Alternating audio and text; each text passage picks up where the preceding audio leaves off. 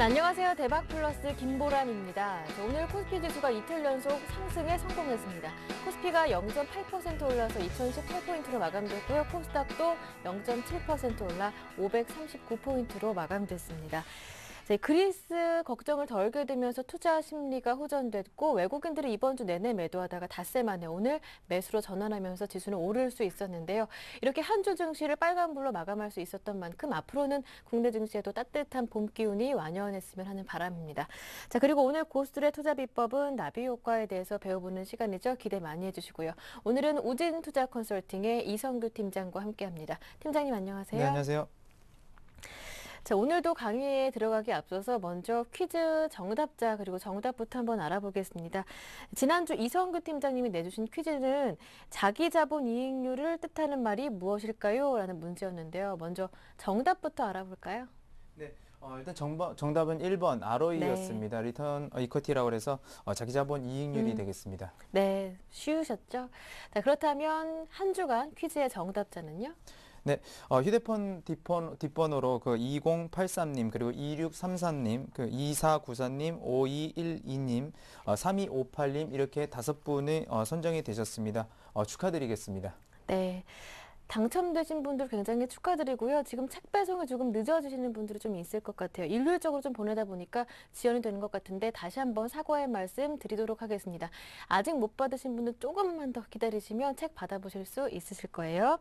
자, 그럼 잠시 후에 고수들의 투자 비법에서 이성규 팀장님의 증시 나비 효과 본격적인 강의 들어봅니다.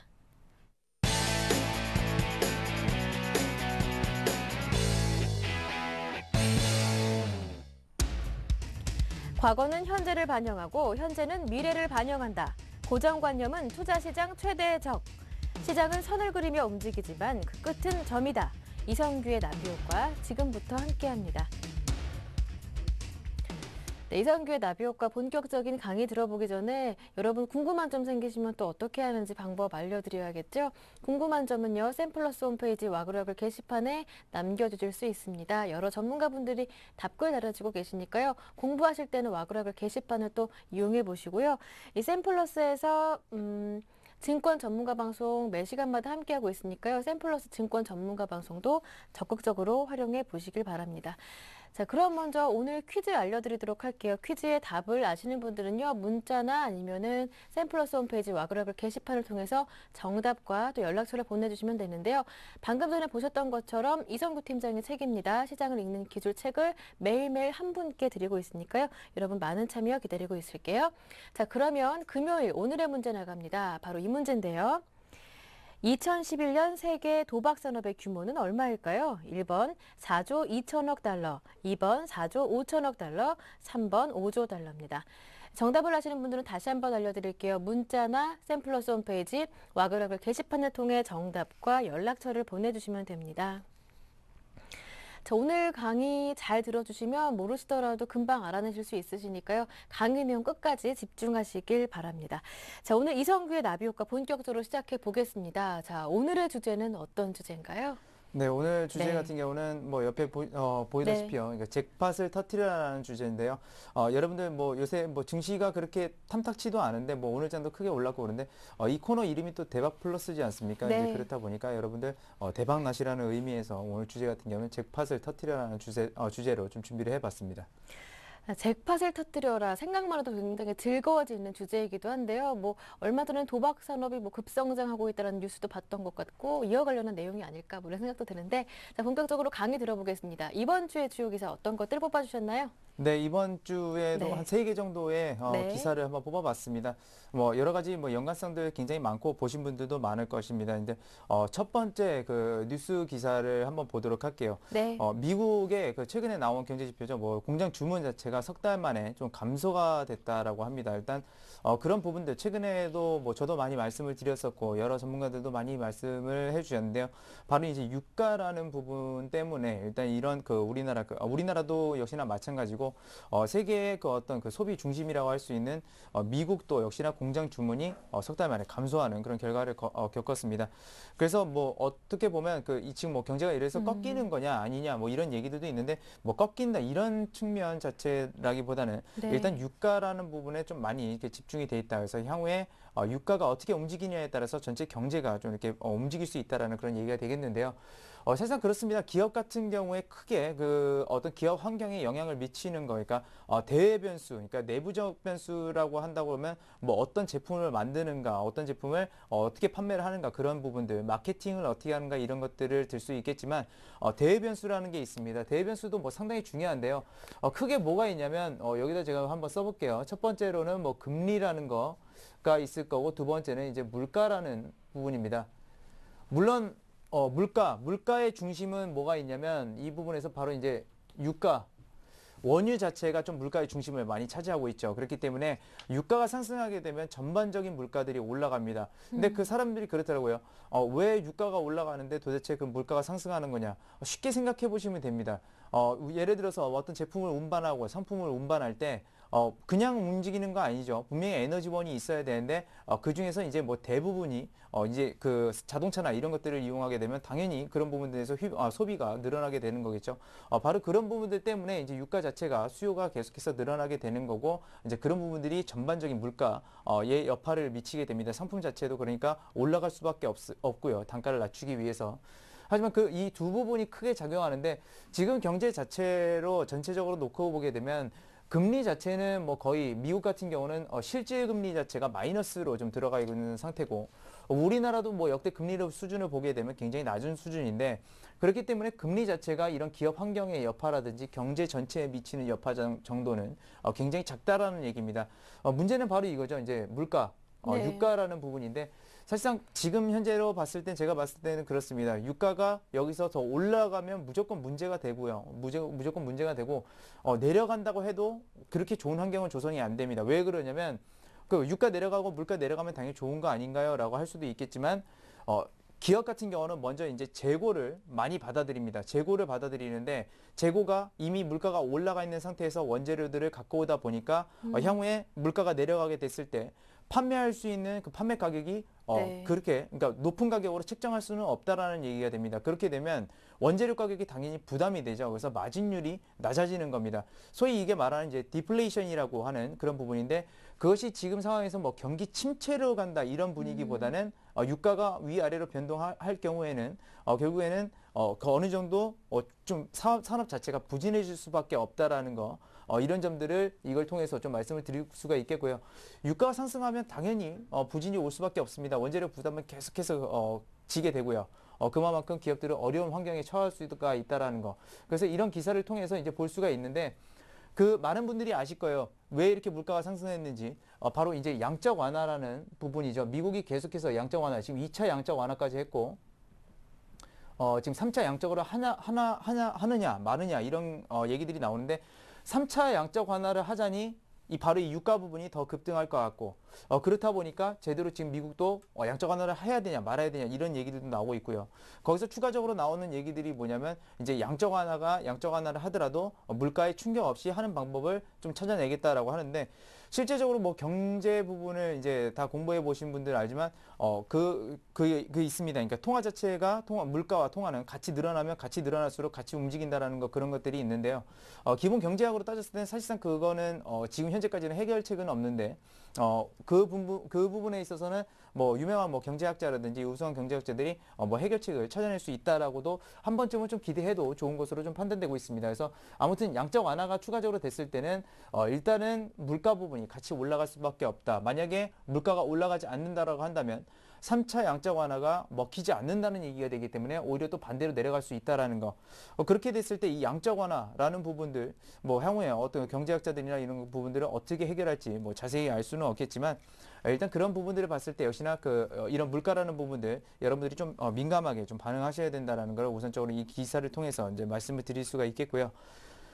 두 번째, 네. 오늘의 뭐 제가 주제 자체는 이제 잭팟을 터뜨려라라는 얘기를 말씀을 드렸었는데, 세계 도박 산업이 좀 급성장하고 있는 추세입니다. 세계 도박 산업이요. 지금 오늘 아마 퀴즈 문제가 제가 좀 어렵게 냈어요. 어렵게 냈는데, 여기 있죠? 자, 잘 보세요. 세계 사행산업이라는 건 뭐 도박, 이런 것들을 말합니다. 도박, 복권, 이런 것들을 말하는데요. 순매출 규모. 가 바로 4조 2천억 달러를 기록했다고 합니다. 근데 지금 여기서 세부적인 내용은 안 나와 있지만 실제적으로 어떠냐면 크게 이제 사행산업 같은 경우는 이제 복권이라는 부분과 그리고 카지노라는 부분으로 나뉠 수가 있겠는데요. 복권 같은 경우는 지금 2010년도에 약 31% 정도 차지했고 카지노 같은 경우가 2010년도에 약 23% 정도 차지했습니다. 근데 이게 2011년도 넘어오면서 복권 같은 경우가 약 27% 정도 성장을 했고요. 카지노가 거의 한 25% 내지 26% 정도 성장을 했습니다. 그러니까 추이 자체가 시장의 사양산업 추이 자체가 어디 쪽으로 가고 있냐면 자, 이 카지노 쪽으로 간다는 얘기가 되죠. 근데 카지노 하면 요즘 에서 세금을 많이 내는 것도 있고 뭐 적게 내는 것도 있지만 사실상 이 국세 부분에서 세금이죠. 나라에서 거래되는 세금 부분에서 굉장히 좀 많은 부분들을 좀 차지를 합니다. 그래서 이 세계 도박 산업이 급성장했는데 뭐 그럴 수도 있죠. 그러면 보통 이제 경기가 안 좋다고 할 때 이 도박 산업이 성장한다라고 하는데 그렇죠. 사람들이 이제 한 방을 노리기 위해서 뭐 간다 이런 얘기도 있지만 사실상 그런 것보다는 어떻게 해서 도박 산업이 성장하는지 그런 것들을 이제 제가 잠깐 말씀을 드릴게요. 그건 시중에서 뭐 얘기하는 그러니까 보통 얘기하는 도박 산업이 이제 경기가 안 좋을 때 도박을 하러 많이 간다 그런 차원에서 도박 산업이 성장하는 게 아니라 말 그대로 돈을 많이 풀게 되죠. 돈을 많이 풀게 되면 정부 자체는 빚을 지는 구조를 됩니다. 빚을 지면 빚을 졌을 때는 다시 한번 그 빚을 어떻게든 갚아 나가야 돼요. 정부라고 해서 무조건적으로 계속적으로 빚을 지는 건 말도 안 되죠. 그렇기 때문에 정부의 어떻게 보면 유일한 산업이라고 한다면 바로 이제 세금입니다. 우리 국민들 그리고 전 세계에 있는 국민들로부터 나라가 걷어내는 그런 세금들이 바로 이제 국가의 주요 수입원이라고 할 수 있겠죠. 그러다 보니 어렵다 보니까 이제 그런 측면에서 이때 카지노 같은 거 뭐 증설을 해주고요. 최근에 그런 얘기가 나왔죠. 일본 같은 경우에 뭐 카지노 새로 이제 증설을 한다라는 그런 합법화를 한다는 얘기가 들려오면서 우리나라 그 카지노 업계들이 최근에 주가가 좀 부진했다가 다시 한번 반등하는 모습을 보이고 있는데 그 일본 카지노에 대해서 잠깐 말씀을 드리자면 일본 카지노 같은 경우는 우리 그 마카오 우리가 되게 마카오 하면 카지노 굉장히 많죠. 많은 분들이 거기 가서 또 잘못도 저지르고 해서 뭐 언론에 이제 보도도 되고 그랬는데 일본 카지노가 합법화를 한다고 해서 국내 산업에 영향을 미칠 것은 굉장히 미비할 것으로 좀 판단되고 있습니다. 왜 그러냐면 저 같은 경우는 이제 일본에 굉장히 좀 많이 왔다 갔다 옛날부터 했고요. 그 그러니까 일본 친구들이 굉장히 많습니다. 그래서 일본에 왔다 갔다 하는데 네. 그만큼 일본 친구들도 많이 있고 일본에 자주 왔다 갔다 하는 저도 일본의 그 원자력 작년에 있었죠. 작년이죠. 일본의 그 원자력 사고가 터지게 되면서 괜히 겁납니다. 저 자체도 겁나요. 그러니까 그 사건은 지금 관동 지방에서 났는데 이 관서 지방은 사실상 그렇게 영향도 없고 그 다음에 관동이라고 하더라도 도쿄 같은 데도 그렇게 뭐 크게 영향력 자체는 그렇게 없습니다. 없는데도 불구하고 저 같은 사람도 굉장히 좀 가기가 꺼려진다라는 것이죠. 그러면 저같이 잘 아는 사람도 그런 곳에 꺼려지는데 전 세계에 있는 다른 나라 사람들은 어떻게 생각할까요? 굉장히 심각한 줄 알고 있을 겁니다. 그렇기 때문에 그런 이슈로 해서 도박 산업들이 굉장히 최근에 낙폭이 컸었는데 그런 부분들은 오히려 좀 과대 낙폭이다라고 이제 보고 있습니다. 문제는 기업의 이제 펀더멘탈이냐, 가치가 얼마나 되냐 이런 것들이 중요하겠죠. 그래서 이제 여담으로 그런 것들을 좀 말씀드렸고 아무튼 그런 식으로 해서 카지노 이 산업, 도박 산업 전체가 좀 이렇게 증가하게 된 배경입니다. 복권도 마찬가지죠. 복권에서도 정부에서 세 수입으로 가져가는 것들이 굉장히 많습니다. 그래서 그런 점들이 역시나 이 도박 산업의 성장을 이끌었다라고 이렇게 말씀을 드릴 수가 있겠고요. 네. 뭐 또 한 가지는 뭐 대표적으로 다 아시겠지만 중국인들이 워낙 해외 여행들 많이 가게 되면서 이제 그런 네. 부분들에서 매출이 좀 많이 나왔다 이런 것들을 말씀을 드릴게요. 자, 그다음에 마지막 그 기사인데요. 굉장히 좀 중요한 뉴스라고 볼 수가 있겠습니다. 홈쇼핑 업체들이 이 동남아시아 선점 경쟁에 좀 후끈 달아오르겠다 이렇게 얘기가 나와 있는데 우리가 기본적으로 경제에서 가장 이게 중요시하는 건 뭐냐면 두 가지가 있습니다. 그러니까 첫 번째는 뭐냐면 인구들을 많이 따져요. 그 나라 인구가 얼마가 되는 거냐. 뭐 동남아시아라고 해서 대표적으로 인구가 많은 나라는 어디냐면 바로 인도가 있죠. 세계 2위의 그 인구를 가진 나라인데 인구가 많은 나라 같은 경우는 왜 좋냐면 노동력이 풍부하기 때문에 그 노동력 그 자체가 그러니까 노동비가 쌉니다. 그렇기 때문에 산업이 성장할 수 있는 그런 어떤 여건 같은 것들이 굉장히 많이 주어지는 것도 있고요. 두 번째로 살피는 게 뭐냐면 이제 대표적으로 뭐 이 트럭 같은 것들이 많이 다니느냐 안 다니느냐에 따라서 그 나라의 어떤 전반적인 산업, 제조업 산업 전체가 성장하는지 네. 안 성장하는지 알 수가 있습니다. 그래서 트럭 같은 거 많이 다니고 인구가 많은 나라, 대표적으로 그래서 나온 것들이 이제 중국하고 인도라고도 볼 수가 있겠고요. 브라질도 많습니다. 그리고 뭐 사우스 아프리카 해가지고 요즘에 그 러시아까지 해서 그런 부분들이 나왔던 게 그래서 브릭스라는 거죠. 그러니까 그런 기업, 그런 나라들이 향후에 성장 동력이 가장 클 것이다. 그래서 실제로 보게 되면 러시아도 마찬가지지만 그 브릭스 국가들 전부 다 그렇습니다. 인구는 많고 그만큼 노동력이 풍부한 상태에서 트럭들도 많이 다니는 모습들이 보이고 그런 산업들은 이 제조 산업에서 굉장히 크게 성장할 수 있는 향후의 여건들을 가지고 있다. 이제 그런데 많은 사람들이 보고 있는 게 이제 중국이죠. 이제 중국이 왜냐면 세계 경제 자체에 어떻게 보면 중심이 되고 있으니까요. 중심이 되고 있으니까 중국을 보는데 사실 중국 모멘텀이라는 거에 대해서 저는 여러분들에게 좀 말씀을 드리고 싶은 거는 그렇게 크게 믿지 않는 것이 좋다라고 저는 생각합니다.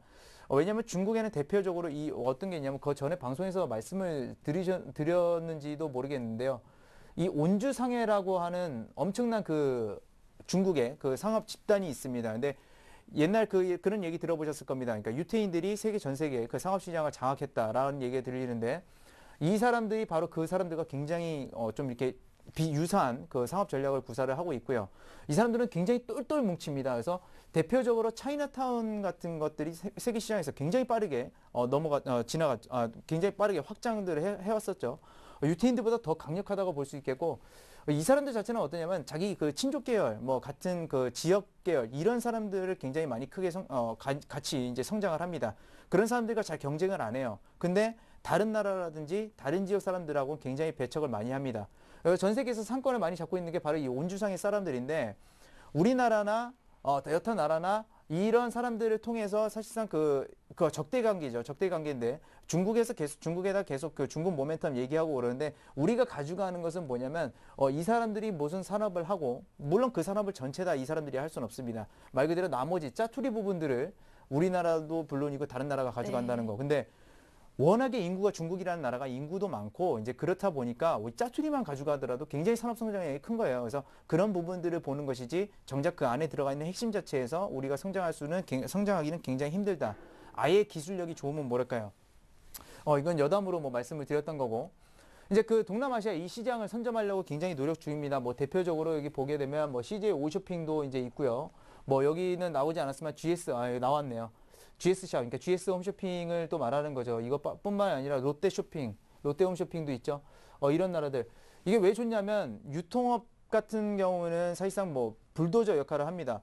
왜 그러냐면 유통업 자체가 어떻게 보면 가장 공격적이에요. 어디 지역에서 백화점이 들어서야만 거기서 물건을 팔 수 있고 또 살 수도 있는 것이죠. 만약에 유통업들이 없다고 한다면 무슨 일이 발생하냐면 모든 기업들이 아마 집집마다 찾아다니면서 그 물건을 팔고 다녀야 될 겁니다. 그렇기 때문에 유통업은 제가 전 세계적으로 유일하게 망하지 않는 산업을 고르라고 한다면 저는 유통업을 항상 얘기하거든요. 네. 이 유통업이 없이는 일반 기업도 물건을 팔기가 굉장히 힘들다라는 거. 그래서 이 진출 자체는 지금 그 말 그대로 이제 뭐라 할까요? 노다지 산업이라고 하죠. 이런 쪽으로 인구가 많은 쪽으로 좀 가고 있다. 그래서 우리나라 홈쇼핑 업체들도 굉장히 그런 쪽을 좀 빠르게 찾아가고 있다라는 거. 그래서 그쪽이 굉장히 성장 전망이 좋다는 거. 동남아시아 또 한번 앞에도 말씀을 드렸지만 뭐 마카오도 이쪽에 속해 있죠. 그런 것들을 보는 겁니다. 유동 인구들이 점차적으로 많아진다는 거. 그래서 오늘 이 기사 세 개를 잠깐 이렇게 설명을 좀 드리도록 했습니다. 네, 이번 주 주요 기사는 이렇게 세 가지였는데요. 먼저 미국 유가가 오르는 것 때문에 제조업이 둔화되고 있다라는 것도 있었고, 세계 도박 산업이 급성장하고 있다. 마지막으로 홈쇼핑 업체가 동남아 시장 쟁탈전에 나섰다라는 기사까지. 자, 그렇다면 그 기사 뒤에 있는 배경 그리고 앞으로 미치게 될 여파 또 어떤 것들이 있을까요? 네. 일단 그 첫 번째 그 기사에서 나온 것들은 뭐냐면 이제 제가 핵심을 잡은 건 그겁니다. 이제 양적 완화라는 부분들인데요. 이제 양적 완화로 네. 인한 인플레이션이 발생을 했고요. 그다음에 중동 불안들 때문에 바로 이 유가들이 전반적으로 이제 상승하게 된 배경이 된 겁니다. 근데 여기서 다시 양적 완화를 하게 됐을 때는 어떤 여파가 미칠지 모르지만 일단 단기적으로는 유가 부분도 상승할 수밖에 없고요. 예. 만약에 그게 먹히지 않는다고 한다면 말 그대로 경기가 침체되는 양상을 보이기 때문에 전반적으로 물가는 하락을 하게 될 겁니다. 그런데 중요한 것은 이거죠.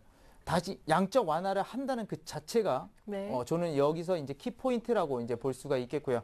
아마 미국 같은 경우는 3차 양적 완화를 할 확률은 굉장히 높아집니다. 네. 하지만 이 카드 자체를 그렇게 쉽게 꺼내진 않을 거예요. 거의 마지막 카드나 마찬가지입니다.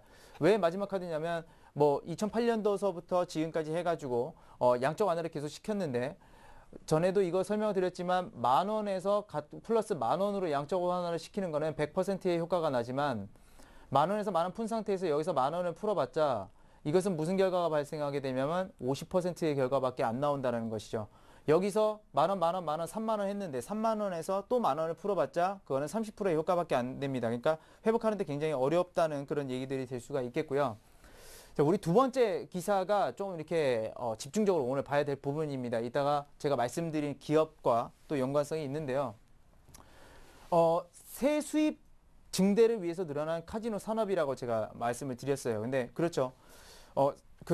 이제 돈 양적 완화라는 부분하고 이게 연결되는 건데 양적 완화를 할 때 어떤 과정을 거치냐면 이렇게 돈을 말 그대로 푸는 거죠. 푸는 건데 그 사람들이 어떻게 양적 완화가 되는 과정인지 아마 잘 모르시는 분들이 계실 것 같아서 제가 설명을 드릴게요. 이 정부랑 크게 이제 정부 전체로 보게 되면 이제 은행하고 이렇게 보게 되면 우리나라에서는 연방은행이 뭐 한국은행이 되겠죠. 어떤 결과를 거치냐면 정부가 연방은행에 얘기합니다. 자, 우리 얼마 좀 빌려줘 라고 이렇게 하는 겁니다. 말 그대로 빚을 지는 거죠. 자, 빚을 지는데 이 빚이 어떤 형태로 가냐면 바로 이제 채권이라는 형태로 갑니다. 그러니까 국채가 되겠죠. 국가가 보증한 그것들을 채권으로 연방은행에 발행을 합니다. 그 보증은 뭘로 들어가느냐? 바로 세금입니다. 세금. 세금을 보증을 잡고 보증으로 세금을 잡고 연방은행에 채권을 발행하는 거예요. 채권을 발행하게 되면 연방은행이 그거에 해당한 이자도 받아야 되고 그러니까 그런 부분들을 통해서 정부에게 이제 그 말 그대로 금액을 이제 줍니다. 그러고서 이제 채권을 말 그대로 이제 또 유통을 시킨다든지 아니면 자금을 정부가 이런 것들을 통해서 어디 뭐 고용 창출을 위해서 어디 보조금 지원을 준다든지 이런 식으로 되는 거예요. 근데 미국 같은 경우에 지금 뭐 부채 많다 뭐 그런 얘기들 나오고 있는데 저렇게 한없이 빚을 질 수는 사실상 없습니다만 그 기축통화라는 게 굉장히 무서운 겁니다. 딱 말 그대로 달러를 계속적으로 좀 발행을 할 수가 있어요. 발행할 수 있고 그런 부분들은 계속해서 좀 빚을 지기 때문에 빚을 지는 부분들에 대해서는 어차피 갚아 나가야 되죠. 말 그대로 지금 빚 질 만큼 굉장히 많이 졌습니다. 네. 그럼 향후에는 어떻게 될까요? 그 빚이 그 산더미처럼 쌓여 있을 때는 경제 성장하는데 굉장히 저해가 많이 됩니다. 그만큼 쓸 돈도 많이 없다라는 얘기가 되죠. 당연히 부채가 많으니까. 그렇기 때문에 세수입 증대를 위해서 계속해서 카지노를 늘리는 겁니다. 카지노 늘리고 물론 이 산업뿐만이 아니라 여러 가지 산업들이 있어요. 여러 가지 산업들이 있지만 핵심으로 여기를 잡았다라는 거. 이런 것들을 말씀드릴 수 있겠고요.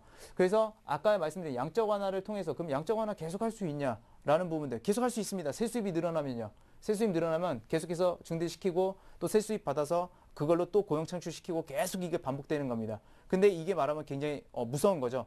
똑같은 돈을 가지고 말 그대로 산업 규모만 이제 그러니까 커지게 만드는 거예요. 이게 통화 승수 효과라고 그렇게 말하는 건데 똑같은 돈을 가지고 대출해주고 여기서 또 대출해주고 대출해주고 그렇게 되는 겁니다.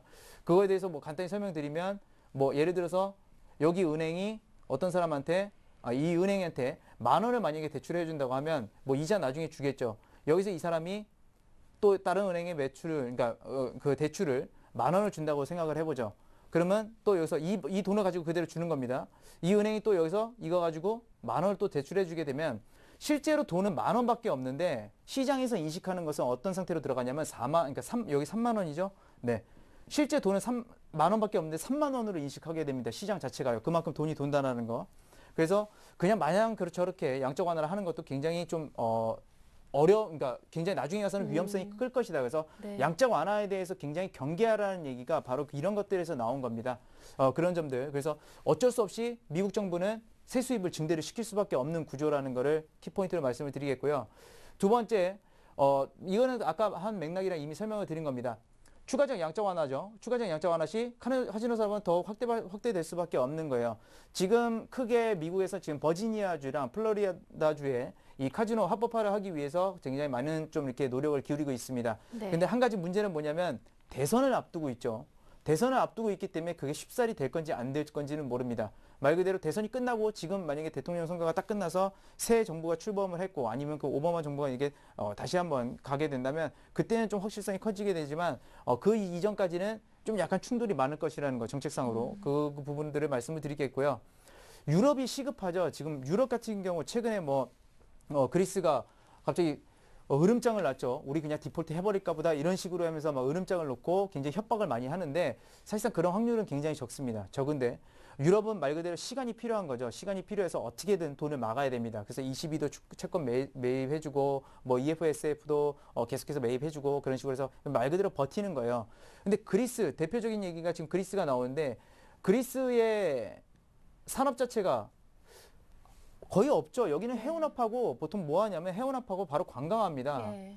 유럽 대부분이 관광 산업이죠. 그렇게 해서 관광을 결국엔 늘려야 된다는 얘기밖에 안 되는데 말 그대로 그 수입을 그러니까 경상수지를 흑자로 만들기 위해서 그러면 결국엔 관광 산업 확대시켜야 된다는 것이고 이를 통해서 수입을 창출시켜서 유럽에 있던 위기 자체를 그런 것들을 조금씩 없애가야 됩니다. 그 기간까지는 계속해서 어느 나라, 이탈리아 문제, 뭐 스페인 문제 계속적으로 지속적으로 나올 겁니다.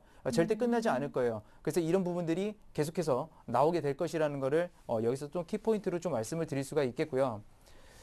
그 다음에 이제 마지막 기사죠. 마지막 기사인데 그 홈쇼핑 업체 동남아 시장에 대한 선전 경쟁이 좀 후끈하다라는 얘기가 있었는데 아까 말씀드렸습니다. 산업 성장의 중심이라는 거는 유통업입니다. 유통업이 가지 않는 곳은 산업이 클 수가 없어요. 굉장히 네. 힘듭니다. 각 기업들도 힘들고 그래서 그런 것들 산업의 중심 유통업들이 그러니까 동남아시아 시장 선점하게 됐을 때 거의 유통시장 커지게 되고 그렇게 됐을 때는 많은 산업들이 진출을 하게 될 수 있다라는 거 네. 그 기사를 통해서 좀 알 수 있는 거고요.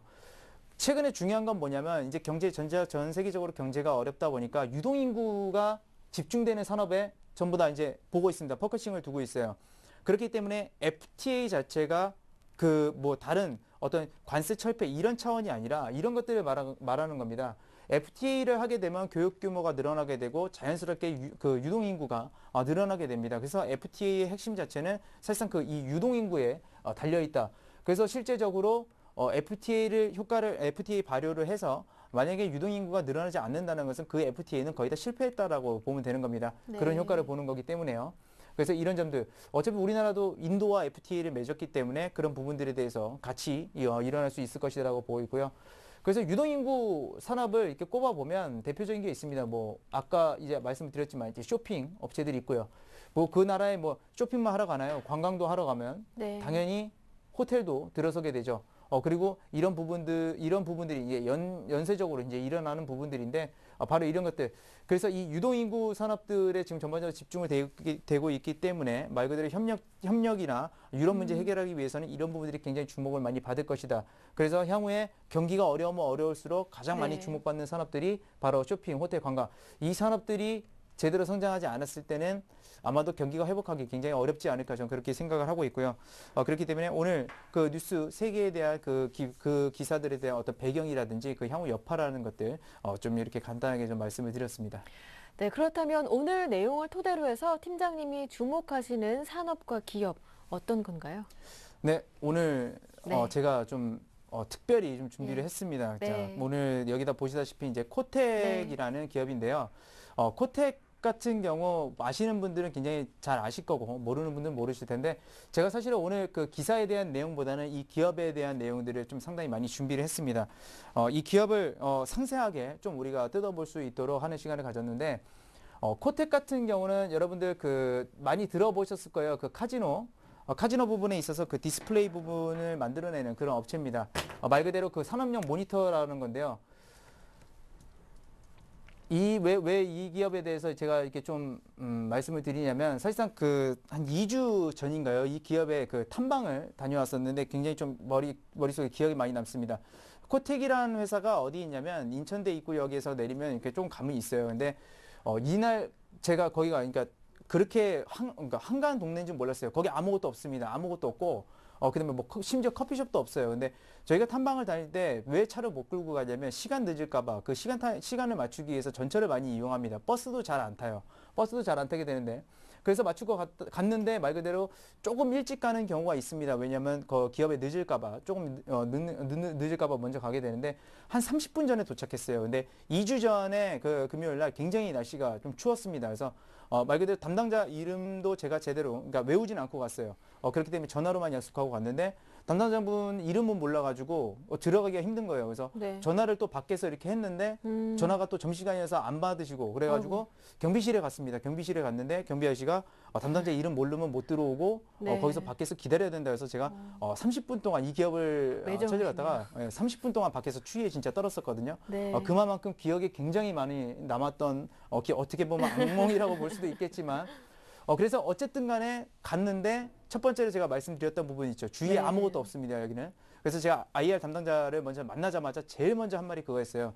여기 회사 직원들은 정말 열심히 일하시겠네요. 딱 그러니까 그분이 하는 말이 저희는 일밖에 할 게 없습니다라고 말해서 굉장히 좀 그래도 잘 왔다라는 그런 생각이 좀 이렇게 많이 들었었습니다. 그건 이제 여담이고 제가 이제 본격적으로 이 기업에 대해서 네. 설명을 드릴게요. 코텍 제가 말씀드렸다시피 산업용 디스플레이 세계 1위 기업입니다. 지금 보시게 되면 지금 여기 모멘텀이라고 써 있죠. 이게 모멘텀 맨날 모멘텀 하는데 모멘텀이 뭔지 아시나요? 그러면 실제로 모르시는 분들도 계시더라고요. 이건 기대라는 겁니다. 기대. 제가 전에 한번 말했었나요? 이 기대 요소라는 거는 여러분들이 기업을 평가할 때 절대적으로 좀 배제를 시켜야 된다라는 거를 말씀드릴게요. 말 그대로 기대가 있는데 기대가 없어지면 주가는 큰 폭으로 하락을 한다고 그랬죠. 그래서 모멘텀이라는 단어 자체가 이제 기대라. 그래서 기대 요소들을 첫 번째로 말씀을 드리는 겁니다. 첫 번째 보시게 되면 지금 라스베가스 굉장히 그 도박의 도시로 유명하죠. 방문 개수가 지금 금융위기 이전으로 좀 회복을 했대요. 2008년도에 그 금융위기가 발발하면서 한 1,000만 명 정도 라스베가스를 왔다 갔다 하는데 이 인구가 2009년에 800만 명으로 급감을 하게 됩니다. 그만큼 굉장히 산업 자체가 어려워졌다는 얘기죠. 그런데 2011년 2, 4분기부터 지금 1,000만 명 회복을 했대요. 이렇다는 것은 뭐냐면 실제로 미국의 그 경기 자체가 미국은 회복을 하고 있다라는 네. 조금씩 회복하고 있다라는 얘기가 되겠어요. 왜냐하면 관광산업 자체가 거의 막바지에 작용하기 때문에 그런 점들이 지금 미국 산업 자체에서 회복이 되고 있다라는 거. 그래서 말 그대로 라스베가스 도박 도시죠. 그렇기 때문에 코텍이 이런 부분들에 대해서 더 납품을 들어갈 수 있다라는 거. 그것들을 말씀을 드리겠고 두 번째입니다. 아까 말씀드렸던 부분인데요. 미국의 그 대규모 카지노 단지 조성 지금 법안 심의 중이라고 나와 있습니다. 물론 통과될지 안 될지 모릅니다. 그렇기 때문에 역시나 여기도 모멘텀 요소라는 거를 말씀을 드리겠고요. 미국 재정 위기를 겪고 있습니다. 분명히 겪고 있고요. 그렇기 때문에 세원 확보를 해야 되고 당연히 카지노를 설립하게 되면 고용 창출이 일어나게 됩니다. 일석이조죠. 고용 창출도 하고 세금도 더 걷어들일 수 있고 그렇기 때문에 미국은 지금 이거를 굉장히 합법화시키려고 법안 심의를 통과시키기 위해서 굉장히 많은 노력을 하고 있다는 거예요. 네. 그래서 이런 부분들이 가시화되게 됐을 때는 역시나 코텍이 이 부분에 있어서 굉장히 수혜를 입을 수 있다는 거. 그래서 제가 물어봤더니 호텔 카지노, 그러니까 호텔 하나가 들어섰을 때 그 호텔 카지노가 설립이 되면 어느 정도 매출이 나오냐면 한 50억 정도의 매출이 나옵니다. 좀 이따 이제 그 코텍의 매출 규모를 보게 되면 아실 수 있을 거예요. 50억이 얼마 정도의 규모인지. 그다음에 세 번째는 뭐냐면 산업용 디스플레이에 있어서 그 세계 1위 기업이라는 것이 뭐 계속해서 나오지만 모멘텀 요소입니다. 세 번째예요. 이거 정말 중요합니다. 얘기 나오는 거 보면 마카오 시장, 카지노 시장이 성장한다는데 코텍이 수혜를 받는다는 거, 이거 진짜 잘못된 겁니다. 이거 굉장히 중요하게 생각하셔야 되는데요. 마카오의 경우에 이 중국 관광객이 대부분이죠. 굉장히 많습니다. 굉장히 많은데 그 사람들은 뭘 좋아하냐면 이제 디스플레이 쪽 게임보다는, 그러니까 디스플레이라는 건 뭐냐면 이 슬롯 머신입니다.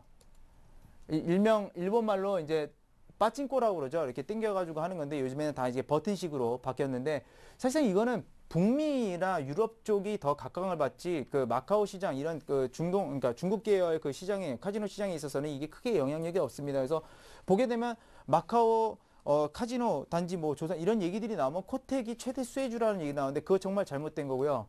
이런 것들은 잘못된 것이라서 말 그대로 모멘텀 요소에 절대적으로 넣으면 안 되는 것이라고 이거 하나를 설명을 드릴게요. 그래서 여기 나오죠. 디스플레이 게임보다는 테이블 게임의 선호도가 크다는 거. 근데 제가 실제적으로 마카오 시장은 가보진 않았습니다. 마카오 그 카지노 시장은 못 가봤는데, 저도 그, 캐나다에서, 나야가라 폭포 그쪽에 보면 카지노 시장이 카지노가 있어요. 호텔 카지노가 있는데 저도 거기 가봤더니 북미나 이런 쪽도 유럽 쪽들은 오히려 그 슬롯머신이나 이런 디스플레이 쪽에 더 많습니다. 테이블 수가 그렇게 많지는 않아요. 근데 저는 사실상 그런데 가면 가장 많이 하는 거는 슬롯머신 안 하고 저도 이제 테이블 게임들을 많이 하는데 그게 재밌으니까 어쨌든 간에 저는 뭐 미국 사람 아니죠. 유럽 사람도 아닙니다. 한국 사람이고 네. 또 어떻게 보면 중국계도 우리도 될 수 있는 건데 어쨌든 간에 북미 시장은 좋다. 그래서 말 그대로 이것의 뜻하는 것은 뭐냐면 미국 시장이나 유럽 시장이 회복을 하게 됐을 때는 네. 당연히 그런 쪽에서 코텍이 수혜를 입을 수 있다라는 겁니다. 네. 그런 점들이고요. 그러니까 중국 마카오 시장 이 얘기 나오면 저건 아니야라고 이렇게 배제를 하세요. 물론 향후에는 될 수도 있겠죠. 중국인들도 슬롯머신을 많이 쓰고 그럴 경우도 있을 거지만 네. 아직까지 아니라는 거. 그다음에 네 번째입니다. 이 카지노 산업, 카지노 쪽에 이제 매출이 가장 많습니다. 얼마 정도 나오냐면 카지노 쪽에 한 1,000억 원 정도가 나와요. 이 회사의 작년 매출액이 얼마냐면 1,600억 원입니다. 거의 대부분이죠. 카지노용 모니터 자체가. 근데 카지노 산업 자체는 이제 캐시카우입니다. 이제 캐시카우라는 말을 모르시는 분들도 계셔서 잠깐 설명을 드리게 되면 캐시, 그러니까 말 그대로 돈 갖고 있는 소라는 뜻이죠. 그러니까 그거는 뭐냐면 이 회사의 어떤 든든한 현금 흐름 확보를 하고 있는 그 현금 창출원이라고 보면 됩니다. 그래서 주 산업이기도 하지만 그렇게 뭐 성장 자체에 있어서 그렇게 크다기보다는 우선적으로 안정적인 매출을 올릴 수 있는 기반이고요. 그다음에 신성장 동력으로 여러 가지들이 있습니다. 자, 첫 번째 나오죠. 그래서 주력 산업인 카지노 사업 같은 경우는 자, 매출 자체는 좀 든든한 버팀목이라는 거, 이걸 첫 번째로 말씀을 드릴 수가 있겠고요. 그 다음에 그 외에 여러 가지들이 있습니다. 뭐 전자칠판 이런 것도 있고, 그 다음에 의료, 광고, 상황실 디스플레이 이런 것들이 있는데 잠깐 설명을 드리게 되면 전자칠판은 무엇인지 아실 거예요. 뭐 이거는 전자칠판이 아니지만 전자칠판 같은 경우 이제 교육할 때 많이 쓰고 뭐 이렇게 자료들도 이렇게 나오는 방법도 있고라고 하는 그런 것들이 이제 전자칠판 말 그대로 그런 거 얘기 많이 나오죠. 그래서 터치펜식으로 해가지고 뭐 디스플레이 옮기고 뭐 이러면서 설명도 하고 컨텐츠도 그 자리에서 바로 해가지고 여러 가지들 보여주고 이제 그런 것들이 있고 의료 부분들에 대해서 그럼 이 회사가 하는 것은 뭐냐라고 하면 네. 의료 뭐 이렇게 여러분들 병원 가보면 뭐 엑스레이 찍고 아니면 초음파 했을 때 초음파 화면들 이렇게 나오지 않습니까? 네. 그런 것들이 바로 특수 디스플레이입니다. 그러니까 일반 디스플레이로는 그런 것들을 못 만들어요. 못 만들기 때문에 이런 것들은 말 그대로 특수 디스플레이가 들어가야 된다라는 거고 광고 같은 경우도 좀 마찬가지입니다. 왜냐면 광고 이렇게 멀티 스크린 여러분들 뭐 종로나 이런데 뭐 강남 이런 번화가 가고 보게 되면 높은 꼭대기에 뭐 이렇게 디스플레이들이 있죠. 그런 네. 것들도 일반 디스플레이가 아니라 거의 다 이제 특수 디스플레이입니다. 크기 자체도 좀 이게 틀린 것도 있고 안에 들어가는 부분들이 약간 그 구조적으로 틀린 것들도 있어요. 그래서 이런 광고 시장 쪽에도 굉장히 크게 한다. 그래서 최근에 얘기 나오는 거는 뭐가 있냐면 뭐 2012년에 런던 올림픽 때 이제 그 광고 멀티 디스플레이 광고가 들어가게 되니까 그런 부분에서 코텍이 또 수혜를 입을 것이다라고 하는 그런 얘기들도 나오고 있는데 어쨌든 그런 것도 있고요. 그다음에 상황실 디스플레이. 여러분들 상황실 디스플레이라는 게 뭐냐면 직접 보신 분들도 계실 거고 아마 그 드라마나 TV를 통해서 이제 보신 분들도 계실 텐데 네. 그 관제탑 같은 데 있죠. 항공 관제탑 보면 여러 가지 모니터가 여러 개가 이제 붙어 있는 경우가 있습니다. 이제 그런 경우랑 기상청에서 어떤 정보들을 볼 때 여러 가지들이 있죠. 바로 이제 그런 것들이 상황실 디스플레이입니다. 근데 이런 것들이 지금 전자치판, 의료, 광고, 상하층 등 이런 것들이 고부가 가치 산업입니다. 말 그대로 많이 남아요. 많이 네. 남기 때문에 이쪽이 2차 성장 동력으로 끌어가고 있다. 그래서 캐시카우 보유하고 2차 성장 동력으로 끌어가고 있다는 거. 그래서 모멘텀 자체가 이렇게 네 가지 정도 된다라는 거를 여기서 말씀을 드릴 수가 있겠습니다. 네, 지금까지 코텍이라는 기업에 어떤 점들이 긍정적인 효과를 미칠 것인지 모멘텀에 대해서 먼저 분석해 봤고요. 이어서 이 코텍 기업 자체에 대한 분석해 볼게요. 네. 코텍이란 기업은요, 아까도 말씀드렸지만, 네. 슬롯머신이랑 이 3연용 디스플레이 세계 1위 기업입니다. 슬롯머신 시장은 그 탑5가 있어요, 우리나라에. 탑5가 있는데, 이 회사들이 82%인데, 여기서 4개 업체에, 무려 탑5에다가 4개 업체에다 납품을 합니다. 그래서 73%죠. 그래서 곱하게 되면 대략적으로 전체 시장 점유율이 얼마가 되냐면 56% 엄청납니다. 전 세계에서 이 작은 기업이 네. 특수형 모니터에 대해서 56%의 예. 시장 점유율을 가지고 있다라는 거. 그런 것들을 들 수가 있겠고요. 카지노 시장 또한 그 스토리 중심 게임이 이게 스토리 중심 게임이라는 거 제가 좀 이따가 설명을 드릴게요. 이런 쪽으로 성장을 하게 되는데 슬롯머신 한 대당 최소 3대의 디스플레이가 들어가는 방향이 높아집니다. 이거를 잠시 보여드리자면 아까 그 화면에서 잠깐 보셨을 거예요.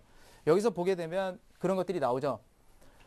여기서 보게 되면 지금 디스플레이가 몇 개 들어갑니까? 이게 하나, 여기도 이게 터치고요. 이게 이게 다 이게 빠지고 이게 하나인데, 슬롯머신 하나인데, 이렇게 세 개가 들어가는 방향으로 바뀌고 있습니다. 네. 이게 뭐냐면, 예를 들어서, 여기서 뭐, 이 버튼을 누르게 되면, 여기서 뭐 돌아가겠죠. 돌아가고서 잭팟이 터지게 되면, 여기서 막 영상들이 나오고, 이런 추세로 가고 있습니다. 굉장히, 그러니까, 비주얼적으로 크게 된다는 것이죠. 그래서 연평균 이 카지노 모니터 시장 성장률이 한 10% 되는데, 이런 것들이 부분적으로 들어가게 되면서 10% 교체에 힘입어서 약 13% 정도의 성장률이 되고 있습니다. 13% 성장률이면 굉장히 좋은 겁니다.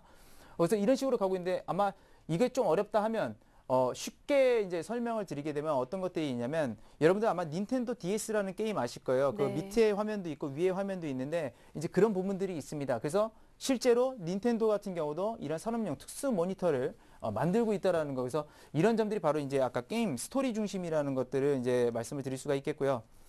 그다음에 또 뭐가 있냐면 그런 겁니다. 교체 수요는 많지 않습니다. 그러니까 아까 말씀드렸던 네. 그 10%가 뭐냐면 전체 슬롯머신이 있다고 하더라도 그것들이 전부 다 한 방에 교체되는 것은 아닙니다. 10%라는 것이죠. 그러니까 매년 10% 교체되고 10% 없어지고 네. 90% 남죠. 그럼 90 거기서 또 10% 교체되고 그러다 보면 한 10년 정도면 10년 정도의 어느 정도의 이 매출액은 탄탄하게 확보를 하고 있다라는 얘기가 네. 되는 것이죠.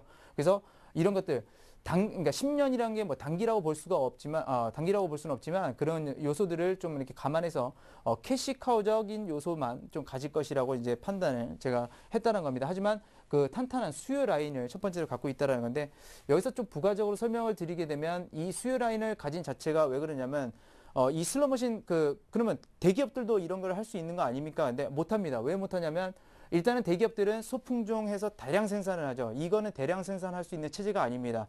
굉장히 기술이 집약적인데 왜 그러냐면 TV 같은 경우는 그냥 TV 디스플레이 있고 버튼 이렇게 달면 되지만 여기는 이 회사는 디스플레이만 만들죠.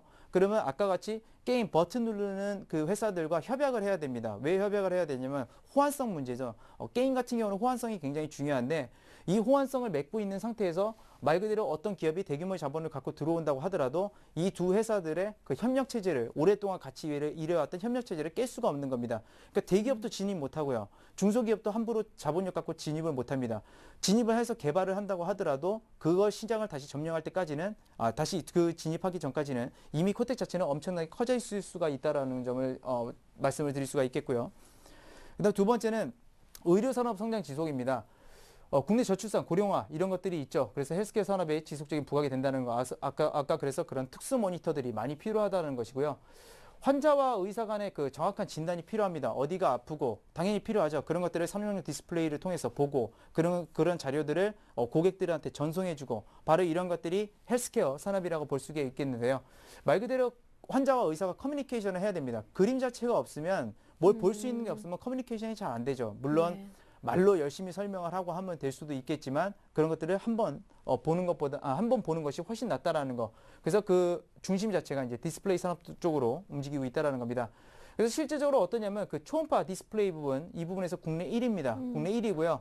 현재 삼성과는 신모델을 좀 개발을 하고 있는 중입니다. 그래서 삼성 네. 하면 여러분들 떠오르시죠? 헬스케어 산업이라는 거. 예. 그런 점들이 있고 그다음에 세 번째입니다. 이 디지털 광고 시장인데요. 아까 말씀드렸던 멀티 디스플레이 시장입니다.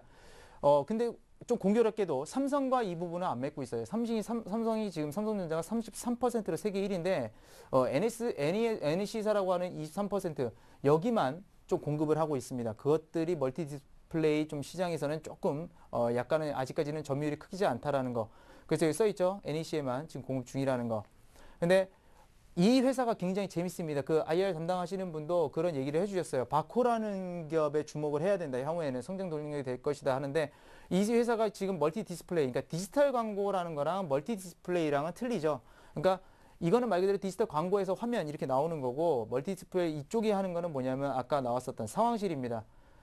바로 그래서 상황실 모니터 쪽에 특수 납품을 한다라는 것이 바로 여기서 나온 겁니다. 바코라는 기업이요. 벨기에 기업인데 이 기업이 시장 점유율이 42%입니다. 그래서 현재 바코와 긴밀한 협상 등을 하고 있다라는 거 이런 것들을 말씀을 드릴 수가 있겠고요. 그 다음에 또 하나가 있습니다. 네. 교육 성장. 근데 조심해야 됩니다. 왜냐하면 지금이야 전자칠판 커질 네. 겁니다. 분명히 커지는데 이 산업 자체는 처음에는 특수 모니터가 들어가게 될 거지만 네. 경쟁이 치열해지고 그리고 그 말 그대로 보편적인 디스플레이가 들어가야지만 교육 산업에 있어서 많이 보급이 됩니다. 특수 디스플레이로 갈 수가 없죠. 지금이야 수요가 조금하고 워낙에 기술력이 필요하다 보니까 코텍이 이 부분에 대해서 성장세는 볼 수 있을 겁니다. 그래서 아마 성장 추이로 따지게 된다면 이렇게 갔다가 금방 이렇게 꺾이는 구조가 될 겁니다. 그래서 이 전자칠판 분야에 대해서는 약간 경계를 해야 된다는 거예요. 하지만 지금은 초기 단계이기 때문에 좋습니다. 이게 스마트사라는 게 있는데요. 이게 캐나다 기업인데 세계 그 전자칠판 시장에서 이 교육시장 규모를 50%가 넘는 기업입니다. 굉장히 좋은 기업이고요. 네. 이 기업이 강한 점은 뭐냐면 컨텐츠를 가지고 있습니다. 교육 컨텐츠. 근데 그 컨텐츠랑 도대체 그게 뭔 상관이냐 하시는 분들 계시는데 아마존이 태블릿 시장을 계속해서 선점할 수 있는 이유, 전자책 시장을 선점할 수 있는 이유가 바로 컨텐츠를 가지고 있기 때문에 킨들파이어를 제공하면서 그 시장 지배력을 넓혔다는 겁니다. 그래서 이 스마트의 이 전자 교육 시장에 대해서는 지배력은 계속해서 좀 커지지 않을까 그렇게 생각을 하고요. 그렇기 때문에 아까 말씀드린 부분입니다. 시장 자체가 현재 치열한 경쟁에 진입을 하게 됩니다. 몇몇 기업만 살아남겠죠. 그렇기 때문에 그런 점들에 대해서 향후 기대 요소는 좀 이렇게 자제하시라고 말씀을 드리겠습니다. 근데 당사도 그렇게 생각을 네. 하더라고요. 추정치를 굉장히 보수적으로 잡았다라는 거. 그런 점들을 봤을 때는 뭐 크게 우려할 부분 정도는 아니다라는 거. 오늘 이렇게 대표적으로 좀 말씀을 드리도록 하겠습니다. 네, 그래도 뭐 기대할 부분이 굉장히 많은 기업이네요. 자, 그럼 끝으로 마지막으로 이 코텍에 대한 투자 전략 어떻게 세우시는지 이성규 팀장님 전략 들어볼게요. 네, 일단 그 전반적인 그 서머리를 한번 말씀을 네. 드릴게요. 지금 이게 매출의 이제 추이, 그러니까 2012년 지금 이 스펙트로 나온 건데 그 영업이익하고 이렇게 나옵니다. 여기서 문제가 되는 게 뭐냐면 보시면 아시겠지만 지금 매출액은 이만큼 증가하고 영업이익도 그대로 증가합니다. 약 14% 적용을 했는데요. 이게 왜 그러냐면 2008년도 여기는 안 나왔지만 네. 2008년도 이전에는 물론 급성장한 것도 있었습니다. 영업이익률이 이 당시가 14%였어요. 그래서 회복한다는 기준으로 영업이익률을 14% 적용을 하게 되는데 일단 안전성 부분은 제가 충분히 검토를 했으니까 그런 점은 그런 점은 신경 안 쓰셔도 됩니다. 네. 근데 문제는 이렇게 성장하는데 이익이 별로 성장을 안 하죠. 왜 이유가 뭐냐면 코텍이란 기업이 인천으로 옮겨가면서 법인세를 감면을 받았어요. 그래서 네. 대략적으로 3%의 법인세만 냈습니다. 근데 이게 네. 종료가 됐어요. 2011년으로. 그랬기 때문에 넘어가면서 적어도 22%에서 27% 적용을 받습니다. 그러니까 법인세 때문에 당기순이익이 뚝 떨어지죠. 뚝 떨어지는데 지금 주가는 계속해서 내려오진 않고 있습니다. 이제 왜 그러냐면 지금 현재 기관들하고 외국인들이 자꾸 핸들링하는 물량들이 얼마 정도 되냐면 약 70%가 됩니다. 근데 보통 보면 장기 투자적인 입장에서 들어왔지 이 기관이나 외국인들이 단기 투자적 입장에서 들어온 게 아니기 때문에 네. 현재 밸류에이션을 보기에는 제가 넌으로 평가했지만 대략적으로 이 수준으로 따졌을 때는 지금 평가 요소는 얼마 정도 되냐면 한 7배 정도 그래도 굉장히 저평가죠. 보수적으로 잡았는데 저평가이기 때문에 저평가인데 물론 더 싸게 잡으면 좋습니다만 이제 70%라는 부분들이 쉽게 나올 물량은 아니라서 이제 그런 부분들에 대해서는 매수 가능한 시점이다라고 볼 수가 있겠고요. 최악의 경우 6배수까지 내려가기 때문에 이걸 고려하게 되면 대략적으로 한 9,000원 선이 정말 저평가라는 수준입니다. 지금 오늘 또 최근에 올라가지고 얼마냐면 11,950원이 됐거든요. 약간 부담이 됩니다. 부담이 되는 가격대는 물론 맞지만 그래도 이런 우수한 기업들은 가져가셔도 된다라는 거. 그래서 매수 가능하다고 말씀드리겠고요. 네. 다만 좀 높은 가격이라고 생각되면 이 점을 생각하셔서 분할 매수하는 것도 굉장히 좋은 전략이라고 이렇게 정리를 해드리겠습니다. 네, 알겠습니다. 이렇게 해서 이성규 팀장님의 유익한 강의 오늘 함께했습니다. 고맙습니다. 감사합니다. 네, 오늘 강의 중에 퀴즈 정답 잘 찾아내셨나요? 다시 한번 또 오늘의 퀴즈 문제 소개해 드릴게요. 바로 이 문제였는데요. 2011년 세계 도박 산업의 규모는 얼마일까요? 1번 4조 2천억 달러, 2번 4조 5천억 달러, 3번 5조 달러입니다. 정답을 아시는 분들은요. 정답과 함께 연락처를 무료 문자 번호 013-3366-0110번이나 샘플러스 홈페이지 와그러글 게시판에 보내주시면 되는데요. 오늘 보셨던 대로 매일매일 한 분씩 총 5분을 뽑아서 금요일마다 정답자 공개합니다. 이분들께는 저희가 이성규 팀장의 시장을 읽는 기술 책을 보내드리도록 하겠습니다. 자, 그리고요, 서울경제TV 샘플러스에서 3월의 마지막 주말이자 3월의 마지막 날이기도 하죠. 3월 31일 토요일에 부산에서 강연회를 개최합니다. 2012년 증시 대전망이라는 주제로 강연회가 주최되는데요. 접수는 홈페이지를 통해 받고 있으니까 여러분의 많은 참여와 관심 부탁드립니다. 자, 오늘 저희가 준비한 내용은 여기까지고요. 주말 즐겁게 보내시고 다음 주 월요일에 저희는 다시 오도록 하겠습니다. 고맙습니다.